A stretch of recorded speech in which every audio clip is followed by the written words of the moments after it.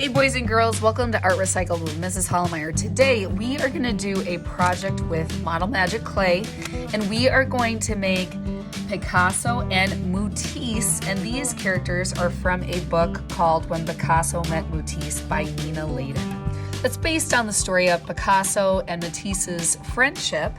And our pig and our cow are not going to look like a normal pig and cow. We're going to make them a little abstract, using a little bit of elements of Cubism, and of course nothing is going to be the right color because we are making them look in a Faubus style, which Matisse is famous for, with his crazy wild colors. So Pigcasso is the father of Cubism, boys and girls, a style of art where you can see multiple viewpoints of an animal or something at once, and Matisse was famous for Faubism, which means wild beast, and they called him a wild beast because, well, nothing was the right color. So today what we're going to do is we are going to make Pigcasso. Mootisse is a different art recycled video, and so you can look on my channel for this one if you'd like to make this one. And again, I recommend reading this book, When Pigcasso Met Mootisse. It is really a fun one.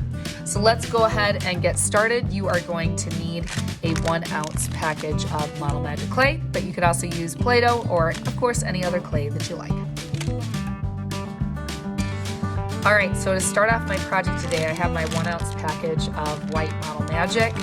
I am going to cut it open with my scissors and then slide the scissors in this way and cut this way because I'm going to take my clay out as a rectangle. I want to keep it in that rectangle shape. So now what I'm going to do is I'm going to take my scissors and I'm going to cut this in half. If I move too fast, you can always pause the video. Half of this is going to be Picasso's face. So I'm going to take my clay, start meshing it in my hands. And I always put a piece of paper under my clay because I just don't want it to stick to the table. Gonna flatten it.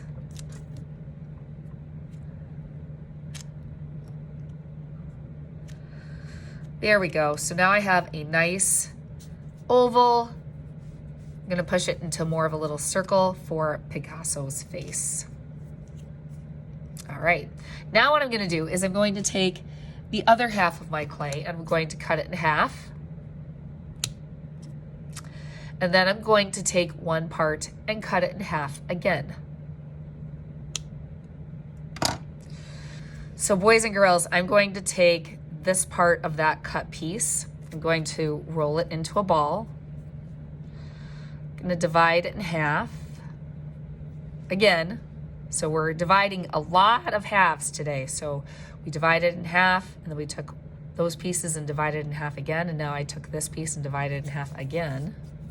Gonna roll each piece into a ball. Then I'm going to stick my thumb in there and pinch at the top and then remove my thumb. And that actually gives you an ear shape. I'm gonna put that behind my clay here. Do it again, roll it into a ball. Put my thumb in, pinch at the top, lift up. The other one there.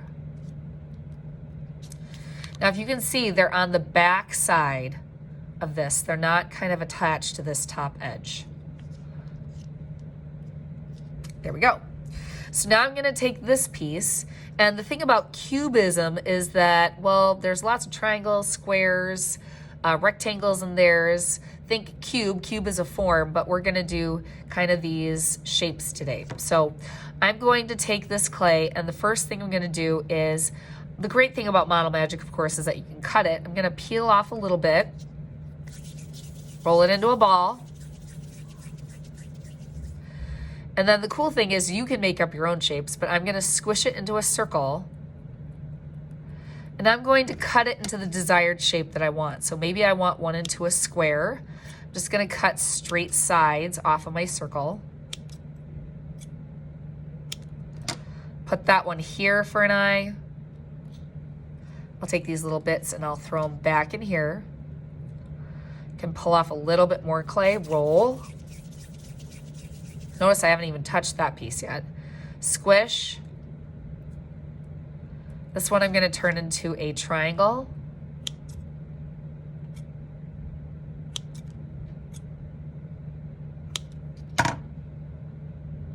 Lay it there. Take my cut up pieces, add it back.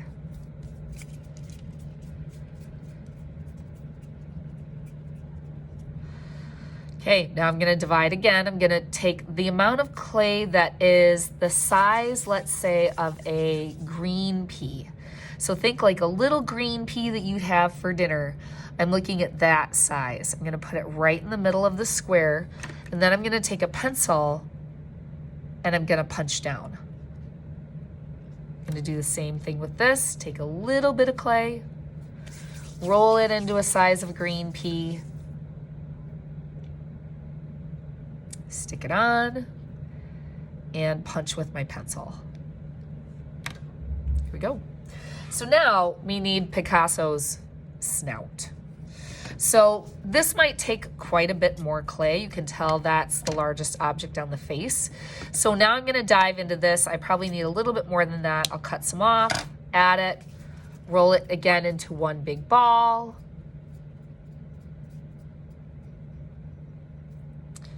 Squish. And this time when I flatten it into a circle, I'm going to push down slightly, kind of like I did with the ear, but not so much. I'm going to pull and push to get that snout shape. I'm going to put it right here, flatten it on. Then I'm going to take the back of my pencil and punch 2 holes for the nostrils.